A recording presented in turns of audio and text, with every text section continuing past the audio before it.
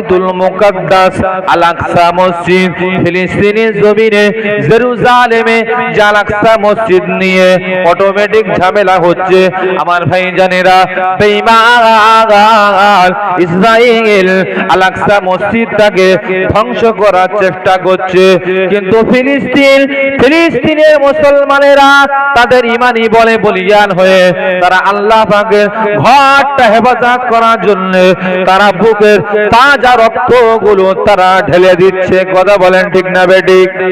আমার ভাইজানেরা, আল্লাহ নবীকে নিয়ে যাওয়া হলো বাইতুল মুকাদ্দাসে, নিয়ে যাওয়া হলো। কোন কিতাবের ভিতরে আছে বাইতুল মুকাদ্দাসে যাওয়ার পরে আল্লাহ নবী দেখতে পান ওই বাইতুল মুকাদ্দাসে তামাম নবী আলাইহিমুস সালামরা উপস্থিত রয়েছেন। বাইতুল মুকাদ্দাসে তামাম নবীরা উপস্থিত রয়েছেন। আল্লাহ নবী ওই সময় দাঁড়িয়ে গেলেন, তামাম নবী আলাইহিমুস সালামরা দাঁড়িয়ে গেলেন।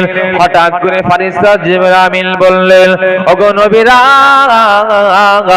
বাইতুল মুকাদ্দাস একটা মসজিদে কাতার দিয়ে দাঁড়িয়ে যান। তামাম নবীরা বাইতুল মুকাদ্দাসে আল আকসা মসজিদে কাতার দিয়ে দাঁড়িয়ে গেল। কাতার দেওয়া মানে হলো নিশ্চয়ই নামাজ হবে। কাতার যদি সোজা হয় তাহলে বোঝা যায় কি বাবা, নিশ্চয়ই নামাজ হবে। তবে নবীদের ভিতরে একটা আলোচনা শুরু হয়ে গেল। কেউ বলছে না না, এটা নবীদের জামাত, এটা সাধারণ মানুষের জামাত না, এটা নবীদের জামাত।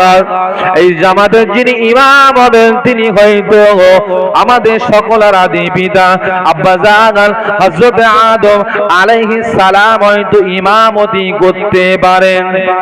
আলোচনা কোন নবীরা আলোচনা করলে না না, হয়তো বাইতুল মুকাদ্দাসে আল আকসা মসজিদে নবীদের জামাতের ইমাম হয়তো হতে পারে।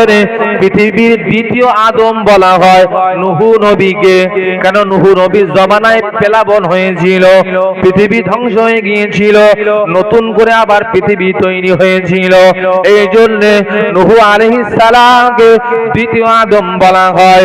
অনেক নবীরা আলোচনা করছেন আল আকসা মসজিদে হয়তো নবী নূহ ইমামতি করবেন।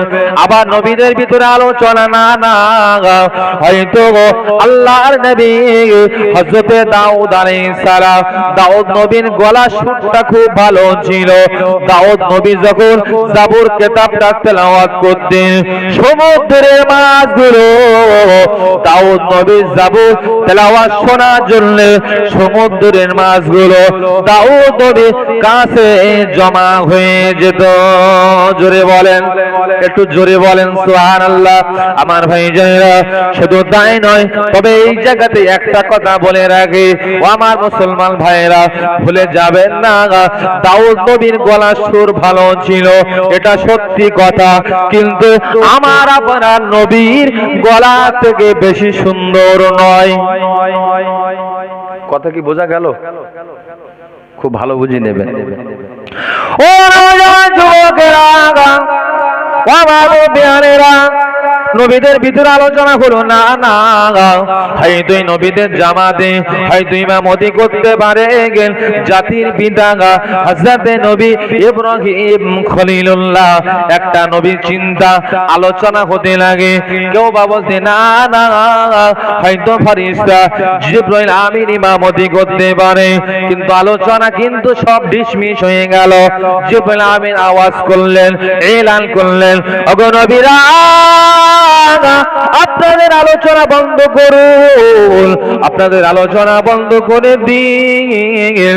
আজ এই মুহূর্তে আল্লাহ পাক আমি জিবরাইল আমিন আমাকে জানিয়ে দিয়েছেন এই আল আকসা মসজিদে তামাম নবীকে মুসল্লি বানিয়ে, তামাম নবীকে পিছনে রেখে আমার হাবিব রহমাতুল লিল আলামিন ইমামতি করবেন।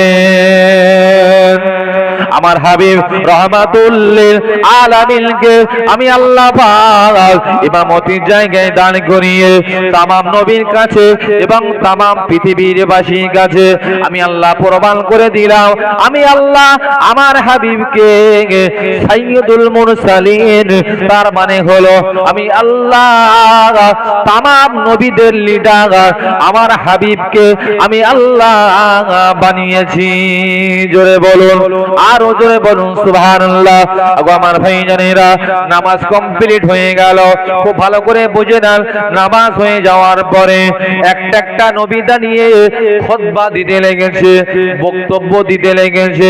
একটা একটা নবী দাঁড়িয়ে গেল, দাঁড়িয়ে দাঁড়িয়ে বক্তব্য করছে যে আল্লাহ পাক আমাকে এই এই নিয়ামত দিয়েছিল, আল্লাহ পাক আমার জমানাতে আমাকে এই নিয়ামত দান করেছিল। সমস্ত বক্তব্য হওয়ার পরে শেষ বক্তা হিসাবে, আখেরি বক্তা হিসাবে আমার আপনার নবী উঠে পড়লেন। আল্লাহ নবী বক্তৃতা করতে লাগলেন। আল্লাহ নবী বললেন, আল্লাহ পাক আমাকে ময়দানে মাশারে আল্লাহ আমাকে মাকামে মাহমুদ দান করবেন, আল্লাহ পাক আমাকে লাওয়াহুল হাম বলে একটা পতাকা দান করবেন। আমি নবী আমার পতাকার তলায় তামাম নবীরা আশ্রয় নেবে। আল্লাহু আকবার। আল্লাহর নবীকে আল্লাহ একটা পতাকা দেবেন, সেই পতাকাটার নাম হবে লাওয়াহুল হাম। আল্লাহর নবী বলছেন ওই পতাকার তলায় তামাম নবীরা এসে দাঁড়াবে আমার পতাকার তলায়। কত বড় নিয়ামতের নবী, একবার চিন্তা করেছে। আল্লাহ নবী বক্তৃতা হয়ে যাওয়ার পরে হযরত নবী ইব্রাহিম খলিলুল্লাহ আর থাকতে পারলেন না। ইব্রাহিম খলিলুল্লাহ দাঁড়িয়ে গেলেন। আপনারা যেমন আবেগে আমার জলসা শুনে আবেগের সঙ্গে আমি না বললেও আপনারা সুবহানাল্লাহ বলে ফেলছেন, আবেগে হয়ে যাচ্ছে বলে ফেলছেন। এটা হলো আবেগ, একটা টান মহাব্বত। কথা বলেন ঠিক না বেঠিক? আল্লাহ নবীর বক্তৃতা শোনার পরে নবী ইব্রাহিম খলিলুল্লাহ থাকতে পারলেন না। ইব্রাহিম খলিলুল্লাহ দাঁড়িয়ে গেলেন।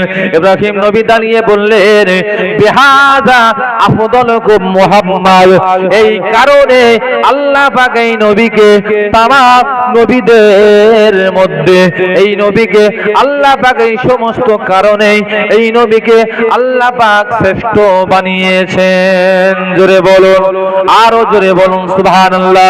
আমার ভাইজানেরা, বাইতুল মুকাদ্দাসের কাজ কমপ্লিট হয়ে যাওয়ার পরে আল্লাহ নবী কে নিয়ে জিবরাইল আমিন বাইরে বার হলেন।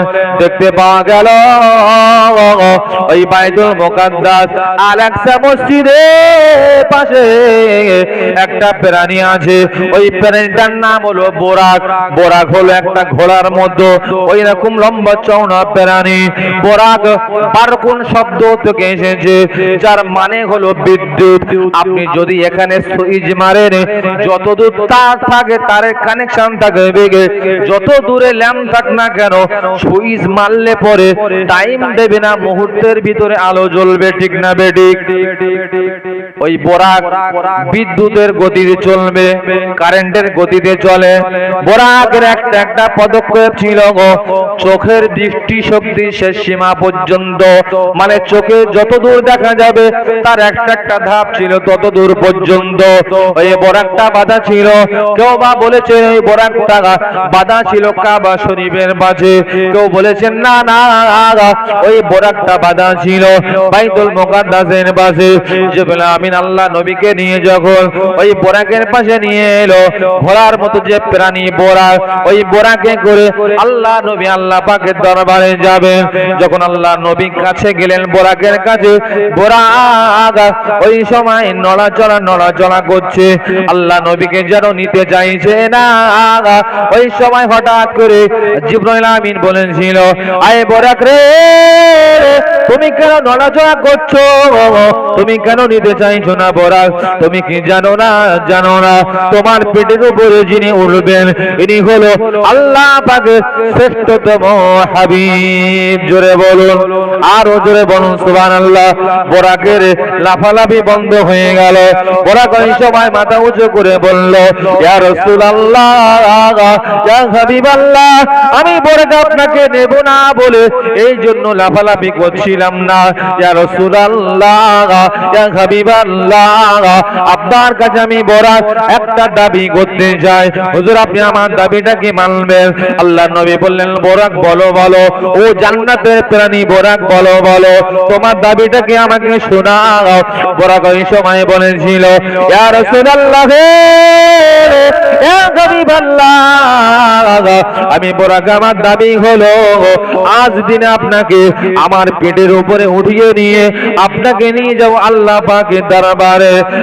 আজ আপনি আমার পেটে উঠবেন, আমি বরাক ধন্য হয়ে যাব, আমি বরাক খুশি হয়ে যাব। তবে ইয়া রাসূলুল্লাহ, আপনার কাছে আমার দাবি হলো কঠিন কিয়ামতের ময়দানে আপনি যেদিন ময়দানে মাহশারটা ভ্রমণ করবেন, ময়দানে মাহশারটা ঘুরবেন, ওই দিনেতে অন্য কোনো বরাক গ্রহণ করলে হবে না, হবে না। আমি বরাক আমার পেটের উপর উঠে আপনাকে কিন্তু ময়দানে মাহশারটা ভ্রমণ করতে হবে। আপনি কি আমার দাবিকে মেনে নিলেন? আল্লাহ নবী বরাককে বলেছিল, এই বরাকের আমি রাসূলুল্লাহ তোমাকে কথা দিলাম, আল্লাহ পাক যদি রাজি থাকে ময়দানে মাহশারের দিনেতে আমি রাসূলুল্লাহ তোমার পিঠের উপরে উঠে আমি নবী ময়দানে মাহশারেরটা আমি নবী তোমার পিঠে উঠে কিয়ামতের ময়দানটা ভ্রমণ করব। আরো জোরে বলেন সুবহানাল্লাহ। আমার ভাইজানেরা, বরাকের উপরে উঠে গেল। আল্লাহ নবী প্রথমে বসলেন, পিছনে বসে গেল ফেরেশতা জিবরাইল আমিন আলাইহিস সালাম। দুইজনা চলতে রয়েছে। বরাক কারেন্টের গতিতে, বিদ্যুতের গতিতে এক মুহূর্তে চলে গেল, প্রথম আসমানে চলে গেল। আমি আপনাদের আগেই বলেছিলাম আমরা চোখে দেখতে পাই একটা আসমান, কিন্তু আল্লাহ পাক বলেছেন আল্লাযী খালাকা সাবা সামাওয়াতিন তিবাকা, আমি আল্লাহ 7 আসমান বানিয়েছি। কটা আসমান বানিয়েছেন? 7। জমিন কটা বাবা? জমিনও 7। আল্লাহর নবীকে নিয়ে প্রথম আসমানে চলে গেল। আসমানের একটা দরজা আছে না নেই? দরজার একটা গেটম্যান থাকবে স্বাভাবিক, ফেরেশতা। হযরত জিবরাইল আমিন প্রথম আসমানে যে আসমানের দরজায় টোকা মারলেন, আসমানি যে দারোয়ান ছিল, আসমানি ফেরেশতা বলল, কে? বলে আমি জিবরাইল আমিন। বলে আপনার সঙ্গে কে? বলে আমার সঙ্গে রহমাতুল লিল আলামিন, আমি জিবরাইল আমিন, আর আমার সঙ্গে রহমাতুল লিল আলামিন। জোরে বলুন আমার ভাইজানেরা। প্রথম আসমানে ফেরেশতা বলল, ও ভাই জিবরাইল আমিন, ওই নবীকে নিয়ে আপনি আসমানে কেন এলেন? ওই নবীকে কি আল্লাহ পাক কি ডেকেছেন নাকি? জিবরাইল আমিন বলে, হ্যাঁ, আল্লাহ পাক এই নবীকে দাওয়াত করেছেন আল্লাহ পাকে আরশে আজিমে, এই জন্য আমি ওই নবীকে সঙ্গে করে নিয়ে এসেছি। আসমানি ফেরেশতা খুশিতে বাগে বাগ হয়ে গেল। আসমানি দারোয়ান আসমানের দরওয়াজাটা খুলে দিল, খুলে দিয়ে বলতে লাগে, ইয়া রাসূলুল্লাহ, ইয়া হাবিবাল্লাহ, মারহাবা মারহাবা মারহাবা, ফানিমাল মুজিউজা, কত সুন্দর মেহমান আমাদের কাছে আগমন করেছেন। আল্লাহ নবী প্রথম আসমানের ভিতরে ঢুকে গেল, প্রথম আসমানের ভিতরে প্রবেশ করলো। প্রবেশ করার পরে আল্লাহ নবীকে আস্তে আস্তে জিবরাইল আমিন হাত ধরে নিয়ে যাচ্ছেন। নিয়ে যাওয়ার পরে আল্লাহ নবীকে দেখিয়ে জিবরাইল আমিন বললেন, এই বয়স্ক মানুষটাকে আপনি সালাম দান করুন। আল্লাহ নবী সালাম দিলেন। ওই বয়স্ক মানুষটাকে থেকে সালাম দিলেন প্রথম আসমানে। ওই বয়স্ক মানুষটা অন্য কেহ না, তিনি হলেন হযরতে নবী আদম আলাইহিস সালাম। জোরে বলুন সুবহানাল্লাহ। আল্লাহ নবী যে সালাম করলেন, আদম নবী খুশিতে বললেন মারহাবা মারহাবা লিইবনিস সালিহ ওয়ান নবিয়্যিস সালিহ। আদম নবী বললেন আমার যোগ্য সন্তান এবং যোগ্য নবী যাত্রা শুভ হোক। জোরে বলুন সুবহানাল্লাহ। আমার ভাইয়েরা, আল্লাহ নবী আদম আলাইহিস সালামকে লক্ষ্য করে আল্লাহ নবী দেখতে পেলেন আদম নবীর ডাইনে কিছু মানুষ, আদম নবীর বামে কিছু মানুষ রয়েছে। আদম আলাইহিস সালাম যে ডাইনে তাকায়, আদম নবীর মুখটা হাসিতে ভরে যায়, আর আদম নবী যে বামে তাকায়, আদম নবীর মুখটা কালো হয়ে যায়। আল্লাহ নবী জিজ্ঞাসা করলেন, ও ভাই জিবরাইল আমিন, আমি আপনার কাছে জানতে চাই আমার আব্বা জান আদি পিতা আদম আলাইহিস সালামের ডাইনে কিছু মানুষ, বামে কিছু মানুষ রয়েছে।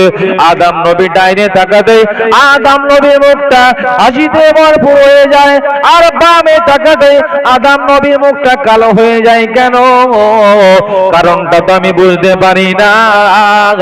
ওই সময় জিবরাইল আমিন বলেছিলেন, ইয়া রাসূলুল্লাহ ইয়া হাবিবাল্লাহ, আদম নবীর ডাইনে যে সন্তানগুলো রয়েছে ওই সন্তানগুলো হলো জান্নাতি সন্তান, বেহেশতি সন্তান। বেহেশতি সন্তান, জান্নাতি সন্তান দেখে আদম নবীর মুখটা হাসিতে ভরে যায়। একটু জোরে বলেন সুবহানাল্লাহ। আর আদম নবীর বামে যে সন্তানগুলো রয়েছে এরা হলো জাহান্নামী সন্তান। জাহান্নামী সন্তানগুলোকে দেখে আদম নবীর মুখটা কালো হয়ে যায়। আল্লাহ নবী প্রথম আসমানে কাজটা মিটিয়ে নিয়ে আল্লাহ নবী চলে গেলেন। এবার 2 নম্বর আসমানে চলে গেলেন, দ্বিতীয় নম্বর আসমানে চলে গেলেন। দ্বিতীয় আসমানে যাওয়ার পরে আল্লাহ নবীর সঙ্গে ফেরেশতাদের কথা হলো, জিবরাইল আমিনের সঙ্গে কথা হলো। দ্বিতীয় আসমানে যাওয়ার পরে আল্লাহ নবীর সঙ্গে দেখা হলো, নবী ইয়াহইয়া আলাইহিস সালামের সঙ্গে দেখা হয়ে গেল এবং নবী ঈসা আলাইহিস সালামের সঙ্গে দেখা হয়ে গেল। আমি লম্বা চওড়া কথা বলি না, একটু শর্টে বলার চেষ্টা করছি। আল্লাহ নবী আবার 3 নম্বর আসমানে চলে গেল। তৃতীয় নম্বর আসমানে যাওয়ার পরে ফেরেশতাদের সঙ্গে কথাবার্তা হয়ে গেল। তৃতীয় নম্বর আসমানে যাওয়ার পরে নবী ইউসুফ আলাইহিস সালামের সঙ্গে দেখা হলো। প্রথম আসমানে আদম আলাইহিস সালাম, বাহ সুন্দর মনে রেখেছেন। 2 নম্বর আসমানে যে নবী ঈসা এবং ইয়াহইয়া আলাইহিস সালামের সঙ্গে দেখা হলো। 3 নম্বর আসমানে যে দেখা হলো নবী ইউসুফ আলাইহিস সালামের সঙ্গে। আমার ভাইয়েরা, আল্লাহ নবীকে নিয়ে চলে গেল, 4 নম্বর আসমানে নিয়ে চলে গেল। আসমানে দরওয়ানের সঙ্গে, প্রত্যেকটা আসমানে দরওয়ানের সঙ্গে কথা হচ্ছে, কিন্তু কথা হওয়ার পরে 4র্থ নম্বর আসমানে যাওয়ার পরে আল্লাহ নবীর সঙ্গে দেখা হয়ে গেল। নবী ইদ্রিস আলাইহিস সালামের সঙ্গে দেখা হয়ে গেল। 5 নম্বর আসমানে যাওয়ার পরে দেখা হয়ে গেল নবী হারুন আলাইহিস সালামের সঙ্গে। 6 নম্বর আসমানে যে দেখা হয়ে গেল নবী মুসা কালিমুল্লাহর সঙ্গে। 6 নম্বর আসমানে নবী মুসা কালিমুল্লাহর সঙ্গে দেখা হলো। 7 নম্বর আসমানে যাওয়ার পরেতে আল্লাহ নবীর সঙ্গে দেখা হয়ে গেল নবী ইব্রাহিম খলিলুল্লাহর সঙ্গে। ইব্রাহিম খলিলুল্লাহ 7 আসমানে একটা ঘর রয়েছে, কাবা ঘরের মতো একটা মসজিদ ঘর, একটা ইবাদত ঘর আছে 7 আসমানের উপরে। ওই ঘরটার নাম হলো বাইতুল মামুর। ওই বাইতুল মামুরে আল্লাহ নবী ইব্রাহিম খলিলুল্লাহ হেলান দিয়ে বসে রয়েছেন। ওই বাইতুল মামুরটা হলো ফেরেশতাদের কিবলা। ফেরেশতারা বাইতুল মামুরটা তাওয়াফ করে। আল্লাহ পাকের যে ফেরেশতাটা জীবনে একটা বার বাইতুল মামুর তাওয়াফ করতে পেরেছে, ওই ফেরেশতাটা কিয়ামত পর্যন্ত আর সুযোগ পাবে না। আমার ভাই ভাইয়েরা, ওই সাত আসমানের উপরে যে ঘর বাইতুল মামুর, আল্লাহ পাকের যে ঘর রয়েছে ফেরেশতাদের ইবাদতের ঘর, ওই ঘরটাতে যে ফেরেশতাটা একবার ইবাদত করার সুযোগ পেয়েছে, ওই ফেরেশতাটা কিয়ামত পর্যন্ত সুযোগ পাবে না। প্রতি মুহূর্তে 70,000 করে নতুন নতুন ফেরেশতারা তওয়াফ করে। যে ফেরেশতাটা জীবনে একটা বার সুযোগ পেয়েছে, ওই ফেরেশতাটা কিয়ামত পর্যন্ত আর সুযোগ পাবে না। কথা কি বুঝতে পাচ্ছেন? প্রতি মুহূর্তে 70,000 করে ফেরেশতা তওয়াফ করছে ওই বাইতুল মামুর, আল্লাহ পাকের ওই ঘরটা। যে ফেরেশতাটা জীবনে একটা বার বাইতুল মামুর তওয়াফ করার সুযোগ পেয়েছে, জীবনে একবার, ওই ফেরেশতাটা আর জীবনে কোনোদিন সুযোগ পাবে না। প্রতি মুহূর্তে নতুন নতুন 70,000 করে ফেরেশতারা তওয়াফ করছে। তাহলে একবার বুঝুন আল্লাহ পাকের ফেরেশতার সংখ্যা না জানি কত হতে পারে। আল্লাহ পাকের তাসবিহ পাঠ করে আল্লাহু আকবার ওয়ালিল্লাহিল হামদ, সুবহানাল্লাহ আলহামদুলিল্লাহি কাবীরা, সুবহানাল্লাহি বুকরাতা ওয়া আসীলা, আলহামদুলিল্লাহি কাসীরা।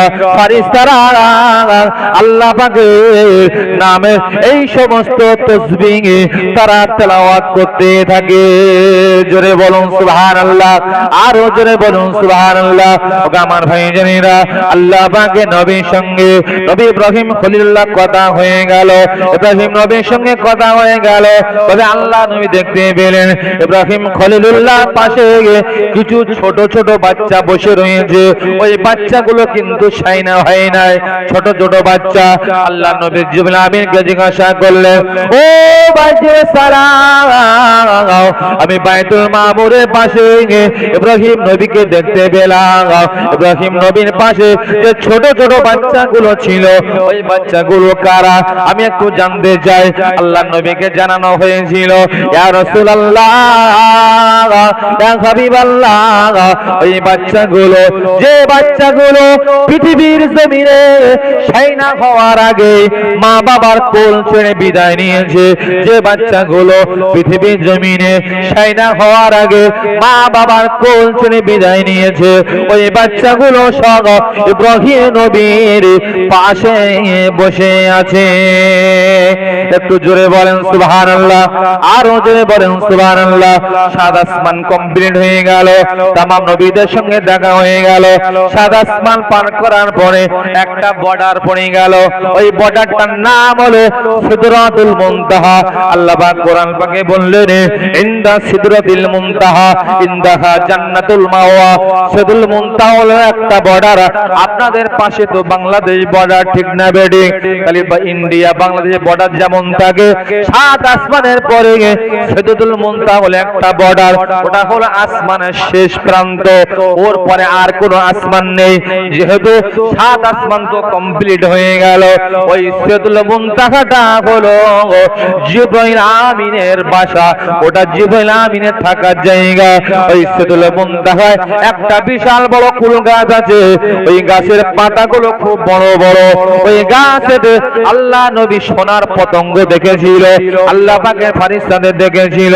ওই গাছের ফলগুলো হিজর এলাকার মটকার মতো বড় বড় ফল ছিল, আর হাতির কানের মতো বড় বড় পাতা ছিল। একটা কুল গাছ ছিল।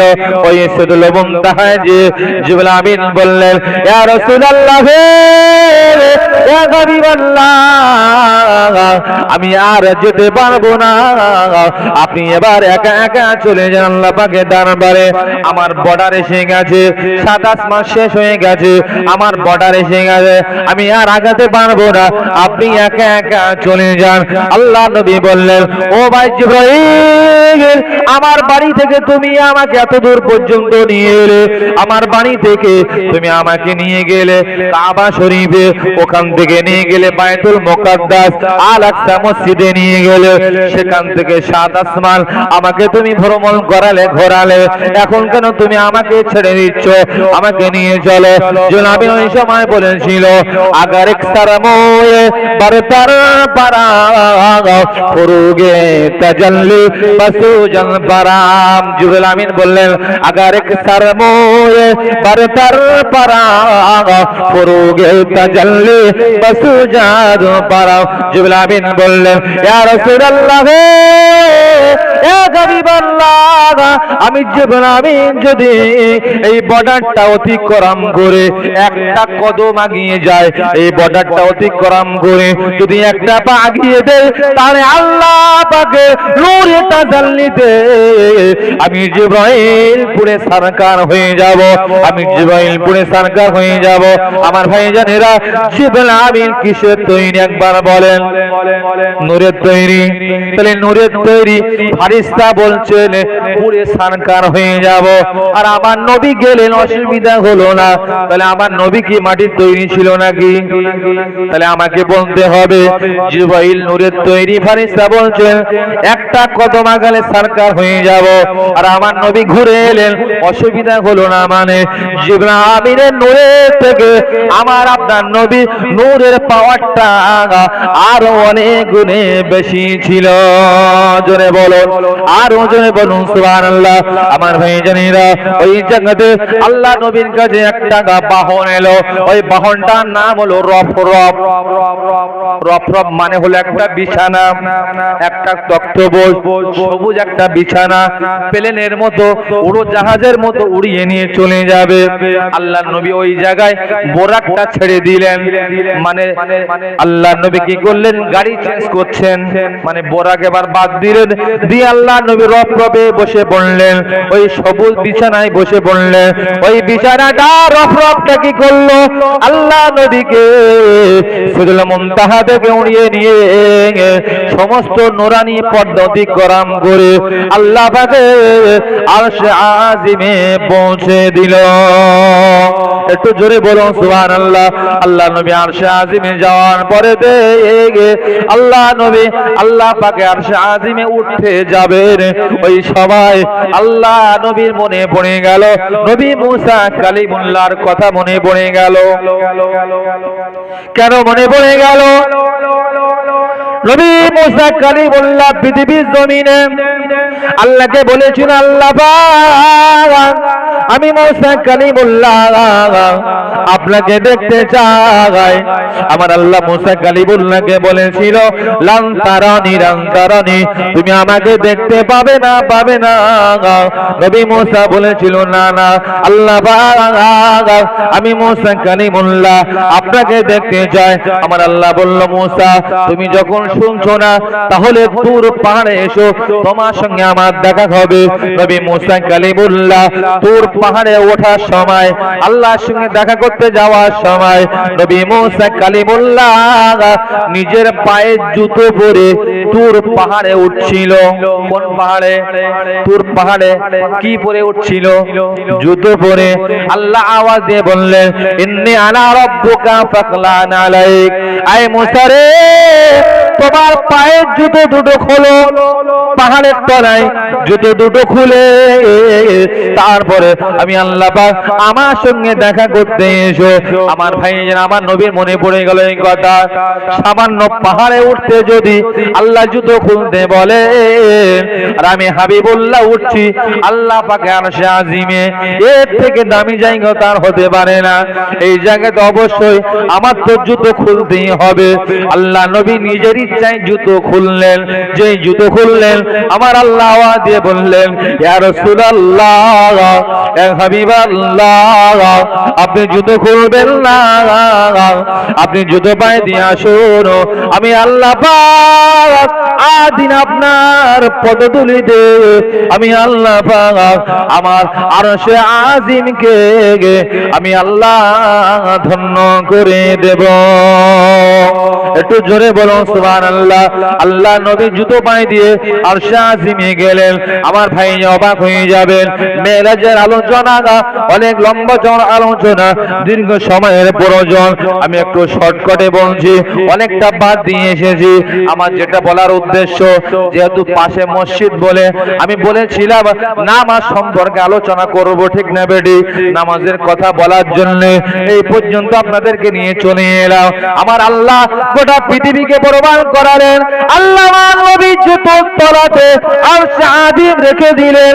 আল্লাহ গোটা পৃথিবীকে প্রমাণ করালেন। আয় পৃথিবীবাসী শুনে না, আমি আল্লাহ পাক আমার হাবিবের জুতোর তলাতে আমি আল্লাহ আরশে আজিম দিলাম, আমার হাবিবের জুতোর তলাতে 7 আসমান দিলাম, আমি আল্লাহ আমার হাবিবের জুতোর তলায় 7 জমিন দিলাম, আমি আল্লাহ আমার হাবিবের জুতোর তলায় তামাম পৃথিবী কুল কায়নাত সব কিছু আমার হাবিবের জুতোর তলায় দিয়ে আমি আল্লাহ আমার হাবিবের শান শওকত মর্যাদাকে আমি আল্লাহ বাড়িয়ে দিলাম। জোরে বলো ইয়া রাসূলুল্লাহ, আপনার জুতো বড় দামি জুতো। কেন না আপনি ওই জুতো পায়ে দিয়ে তায়েফে গিয়েছিলেন। আপনি ওই জুতো পায়ে দিয়ে তায়েফে গিয়েছিলেন, তায়েফবাসীরা আপনাকে মেরেছিল, আপনার শরীর থেকে রক্ত বেরিয়েছিল, আপনার রক্তটা গড়িয়ে গড়িয়ে আপনার জুতোর সঙ্গে আপনার পায়ের সঙ্গে জড়িয়ে গিয়েছিল। ইয়া রাসূলুল্লাহ, আপনার জুতোটা অত্যন্ত দামি জুতো। আপনার জুতোর তলাতে আমি আল্লাহ আমার আরশে আজিম দিয়ে আমি আল্লাহ আপনাকে সারা পৃথিবীটাকে আপনার জন্য আমি আল্লাহ গিফট করলাম। জোরে বলুন সুবহানাল্লাহ, আরো জোরে বলুন সুবহানাল্লাহ। আমার ভাইজানেরা, আল্লাহ নবী আল্লাহ পাকের দরবারে যাবেন, কি নিয়ে যাবেন? আমরা আত্মীয়র বাড়ি গেলে মিষ্টি নিয়ে যাই, আল্লাহ নবী কি নিয়ে যাবেন? আমার আল্লাহ তো কিছু খাইবেন না, আল্লাহ তো খান না, আল্লাহ তো ঘুমান না। আল্লাহ নবী বললেন আল্লাহ আত্তাহিয়াতু লিল্লাহি ওয়াস সালাওয়াতু ওয়াত তাইয়্যিবাতু, এটার নাম তাশাহুদ, এটার নাম আত্তাহিয়াতু। এটা নামাজে পড়তে হয় না, কিন্তু যদি ধরা হয় 100-র মধ্যে 95 জন ফেল করবে, ঠিক না বেঠিক বলছি? নামাজ পড়ে আপনি তো জানে না, নামাজ পড়ে আপনি তো খবর রাখে না। আল্লাহ নবী বললেন আল্লাহ আত্তাহিয়াতু লিল্লাহি ওয়াস সালাওয়াতু তাইয়্যিবাতু, আল্লাহ আমার মৌখিক ইবাদত, আমার শারীরিক ইবাদত, আমার আত্মিক ইবাদত, এই ইবাদতগুলো আল্লাহ আমার 3 রকমের ইবাদত আমি আল্লাহ আপনার জন্য ইবাদতগুলো নিয়ে এসেছি। জোরে বলুন সুবহানাল্লাহ। ইবাদত করতে হবে আল্লাহ পাকের জন্য, ঠিক না বেঠিক? আল্লাহ নবী যখন বললেন আল্লাহ আত্তাহিয়াতু লিল্লাহি ওয়াস সালাওয়াতু তাইয়্যিবাতু, আল্লাহ আমার মৌখিক ইবাদত, আমার শারীরিক ইবাদত, আমার আত্মিক ইবাদত সব আপনার জন্য। আমার আল্লাহ এই সময় বললেন আসসালামু আলাইকা আইয়ুহান নাবিয়্যু ওয়া রাহমাতুল্লাহি ওয়া বারাকাতু। আল্লাহ বলে হাবিব আপনার প্রতি আমি আল্লাহ আমার শান্তি, আমার রহমত, আমার বরকত আপনার প্রতি নাজিল হোক। খুব ভালো করে বোঝেন। আল্লাহ বললেন ইয়া রাসূলুল্লাহ, আপনি যখন নামাজ নিয়ে এসেছেন, ইবাদত নিয়ে এসেছেন, আমি আল্লাহ খুশি হয়ে আপনার প্রতি সালাম জানালাম, আপনার প্রতি শান্তি, আপনার প্রতি রহমত, আপনার প্রতি বরকত নাজিল হোক। কার প্রতি? নবীর প্রতি। আমার নবী কত দয়াল নবী, ওই জায়গায় দাঁড়িয়ে আমাদের মতো উম্মতের কথা ভুললেন না। আল্লাহ নবী এই সময় বললেন আসসালামু আলাইনা ওয়া আলা ইবাদিল্লাহিস সালিহিন। আল্লাহ নবী বললেন আল্লাহ শুধু আমার প্রতি রহমত কেন, আমার প্রতি রহমত করলে হবে না, আমার সমস্ত উম্মতের প্রতি রহমত করতে হবে। জোরে বলো। ওই জায়গায় দাঁড়িয়ে উম্মতের কথা আলোচনা করে দেওয়া, উম্মতের কথা স্মরণ করে আল্লাহকে বলা, এমন একটা নবী পাওয়া যাবে? আল্লাহ বলছেন আপনার প্রতি রহমত, আর নবী সঙ্গে সঙ্গে উম্মতের চিন্তা করলেন, বললেন আল্লাহ না, শুধু আমার প্রতি না, আসসালামু আলাইনা ওয়া আলা ইবাদিল্লাহিস সলিহিন, আল্লাহ আমার সমস্ত উম্মতের প্রতি রহমত করতে হবে, শুধু আমার প্রতি করলে হবে না। আল্লাহু আকবার, কত উম্মতের দরদী ছিলেন। আল্লাহর সঙ্গে কথা হচ্ছে, নবীর সঙ্গে কত সুন্দর মধুর আলোচনা এই আত্মাহেতুর মধ্যে পাওয়া যায়। আমরা তো মুখস্থ করতে পারিনি, এমনকি মানেও তো জানি না, মানে জানলে বড় মজা লাগবে। এটাই হলো মেরাজ। আমি হাদিস বলেছিলাম, as-সালাতু মিরাজুল মুমিন। আল্লাহ নবী বললেন নামাজটা হলো মুমিনের মেরাজ। আত্তাহিয়াতু পড়ার সময় যদি একটু চিন্তা ভাবনা করা যায়, মানের দিকে খেয়াল করা যায়, তাহলে ওটাই হবে মুমিনের মেরাজ। আমার ভাইজানেরা, আল্লাহ এবং নবীর সঙ্গে সুন্দর কথা হচ্ছে, এই আলোচনা ফারিস্তারা শুনছেন। ফারিস্তারা শুনে এই সময় বলেছিল, আশহাদু আল্লা ইলাহা ইল্লাল্লাহু ওয়া আশহাদু আন্না মুহাম্মাদান আবদুহু ওয়া রাসূলুহু। আমরা সাক্ষ্য দিলাম আল্লাহ ছাড়া কোনো মালিক নেই, হযরত মুহাম্মদ সাল্লাল্লাহু আলাইহি ওয়াসাল্লাম হলেন আল্লাহ পাকের প্রিয় বান্দা এবং আল্লাহ পাকের রাসূল। জোরে বলুন সুবহানাল্লাহ। ও আমার ভাইজানেরা, আমি মেরাজের আলোচনা একটু শর্টকাটে বলার চেষ্টা করছি। আল্লাহ পাকের সঙ্গে নবীর সঙ্গে অনেক কথা হয়েছিল, খুব কাছাকাছি দুইজনা বসে গেল। কোরআন বলছে, কোরআন পাকের 27 পারা সূরাতুন নাজমের ভিতরে আল্লাহ বলে, আল্লাহ বলে ফাকানা কাবা কাউসাইনি আও আদনা। আমি আল্লাহ এবং আমার হাবিব আমি খুব কাছাকাছি বসে গেলাম। তীর ধনুকের যেমন ব্যবধান থাকে, খুব কাছাকাছি হয়ে গেল। আল্লাহ পাকের সঙ্গে নবীর সঙ্গে অনেক কথা হয়েছিল, অনেক আলোচনা হয়েছিল। আল্লাহ পাক বলছেন, ফাওহা ইলা আবদিহি মাওহা। আমি আল্লাহ আমার যেটা ওহী করার দরকার আমার নবীর কাছে সে ওহীটা করে দিলাম। আমার নবীকে যেটা দেওয়ার দরকার আমি আল্লাহ সেটা দিয়ে দিলাম। আমার বলার বক্তব্য এই জায়গায়, আল্লাহ নবী মেরাজ শরীফ থেকে বড় একটা হাদিয়া নিয়ে ফিরছিলেন। সেই হাদিয়াটা হলো উম্মতের জন্য 50 ওয়াক্ত নামাজ। এটাই হলো বড় হাদিয়া, 50 ওয়াক্ত নামাজ। বারবার নবী মুসা কালিমুল্লাহর সঙ্গে দেখা। মুসা কালিমুল্লাহ বললেন, আল্লাহ কি আপনার উম্মতকে কিছু দিয়েছে? আল্লাহ নবী বলেন, হ্যাঁ, আল্লাহ পাক আমার উম্মতকে 50 ওয়াক্ত নামাজ দিয়েছে। নবী মুসা কালিমুল্লাহ বললেন, আপনি আল্লাহ পাকের দরবারে চলে যান, হারগিজ আপনার উম্মতেরা 50 ওয়াক্ত নামাজ পড়তে পারবে না। কেন? আমি মুসা কালিমুল্লাহ ইতিপূর্বে পৃথিবীতে বসবাস করে এসেছি, পৃথিবীর মানুষ আমি চড়িয়ে এসেছি, মানুষ কেমন আমি মুসা কালিমুল্লাহ তা জানি। আপনার উম্মত পারবে না, যান। আল্লাহর নবী গেলেন, বারবার আল্লাহর কাছে আপিল করলেন, আবদার করলেন, আল্লাহ পাক কমিয়ে দিলেন। কোন কিতাব বলছে 10 ওয়াক্ত করে কমিয়ে 40 কমিয়ে শেষে 10 ওয়াক্ত থাকলো, তারপরে 5 ওয়াক্ত মাইনাস করে মাত্র 5 দেওয়া হলো। কেউ বলেছে না, 5 ওয়াক্ত করে 9 বার কমিয়ে 45 ওয়াক্ত মাইনাস করে শেষে 5 ওয়াক্ত দেওয়া হলো। এই 5 ওয়াক্ত থাকার পরে নবী মুসা কালিমুল্লাহ বলেছিল, যান, আপনার উম্মত 5 ওয়াক্ত পড়তে পারবে না। আল্লাহর নবী বললেন, আমি আজ যেতে পারবো না, আমার লজ্জা হচ্ছে, আমি অনেকবার গিয়েছি আমার আল্লাহর কাছে, আর যাব না। আমি নবী মুহাম্মদ 5 ওয়াক্ত নামাজটাই আমি কবুল করে নিয়েছি। আল্লাহ পাকের তরফ থেকে আওয়াজ হলো, আমদাইতু খাফফতু আন ইবাদি, আমদাইতু ফরিদতি ওয়া খাফফতু আন ইবাদি। আয় আমার হাবিব, আমি আল্লাহ আপনার উম্মতের জন্য 5 ওয়াক্ত নামাজ ফরজ করলাম এবং হুকুমটা আমি আল্লাহ সহজ করে দিলাম। একবার জোরে বলুন সুবহানাল্লাহ। আমার ভাইজানেরা, আমার বলার বক্তব্য এই জায়গায়, আমার আল্লাহ কত দয়া লাগবে চিন্তা করুন। যে 5 ওয়াক্ত নামাজ আল্লাহ পাক দিলেন, প্রথমে দিল কত?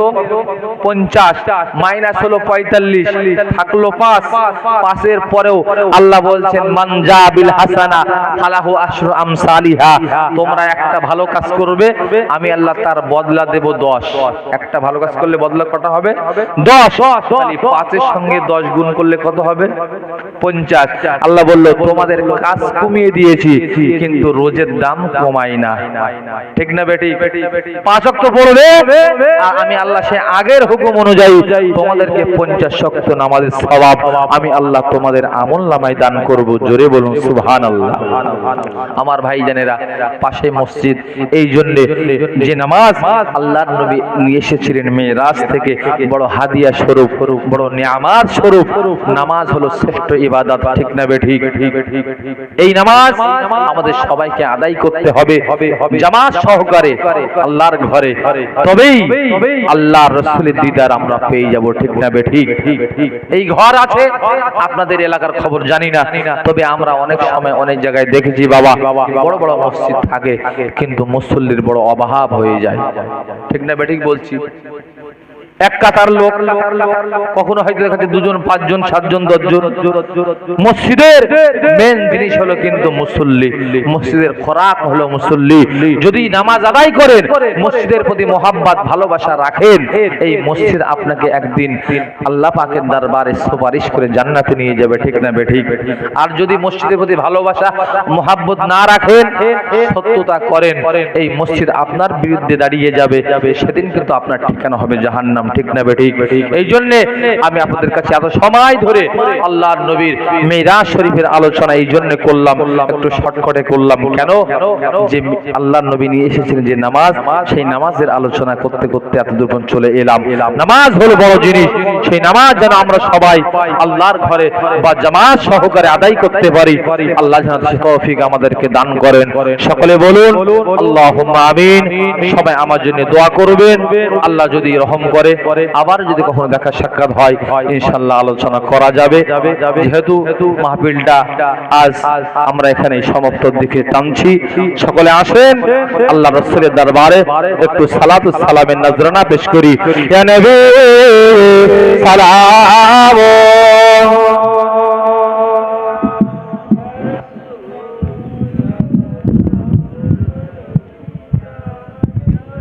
খুব মোহাম্মতে পড়ে রিয়া হবে সালাম আলাইকা সালাওয়াত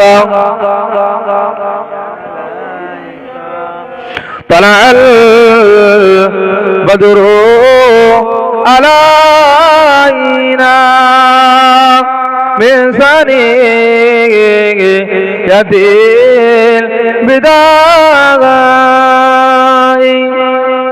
وجب شكره علينا ما دعا لله هداي يا نبي سلام عليك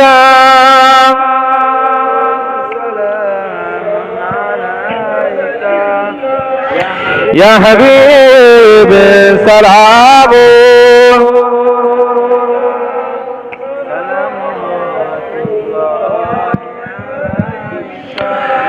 তায়েফের দুষ্ট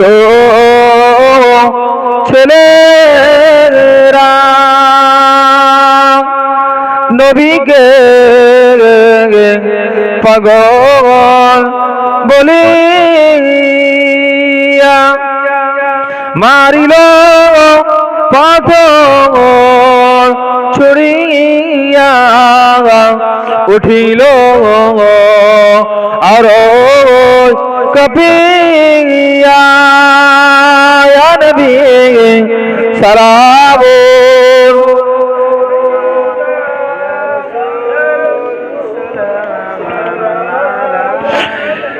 ইয়া হাবিব সালাম আলাইকা সালাওয়াতুল্লাহি আলাইকা। সকলে বসেন। সাল্লাল্লাহু মুস্তাফা জাহির রাহমাতাল লিল আলামিন সকলে পড়েন বালাগাল উলা বিকামালিহি কাশাফাদ দুজা বিজামালিহি হাসানাত জামিউ খিসালিহি সাল্লু আলাইহি ওয়া আলিহি আল্লাহুম্মা সাল্লি আলা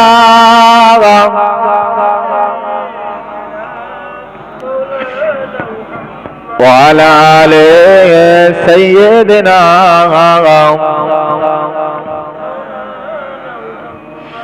আরো মহব্বত করেন আল্লাহুম্মা সাল্লি আলা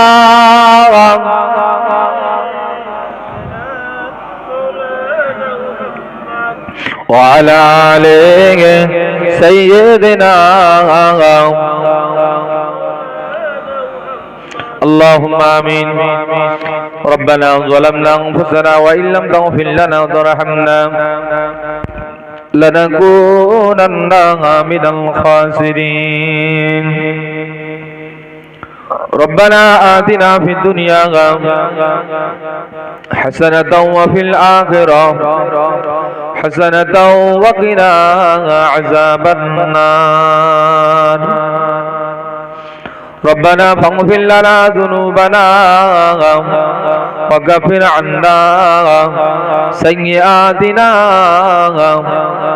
وتوفنا مع الأبرار আল্লাহ পাক পবিত্র শাওয়াল জাদে আল্লাহ পবিত্র রোজার মাস পার করিয়ে মাত্র 2 দিন হলো রমজান শরীফের পরে আল্লাহ পাক এই পবিত্র মাহফিলে আপনার এতগুলো বান্দাদেরকে নিয়ে আল্লাহ হয়তো পর্দার ভিতরে অনেক মায়েরা বোনেরা হাত তুলতে পারে আল্লাহ আমরা সবাই মিলিতভাবে তোমার মহান দরবারে ভিখারির নাই দুটি করে খালি হাত তুলেছি আল্লাহ রব্বুল আলামিন আল্লাহ পাক যা কিছু আলোচনা হলো তেলাওয়াত হলো ভুল ত্রুটি মাফ করে দিন ক্ষমা করে দিয়ে আমাদের সবাইকে 5 ওয়াক্ত নামাজ ঠিক মতো আদায় করার তৌফিক দিন আল্লাহ আপনার ঘরের প্রতি মহব্বত ভালোবাসা আমাদের সবারই অন্তরে দান করুন আল্লাহ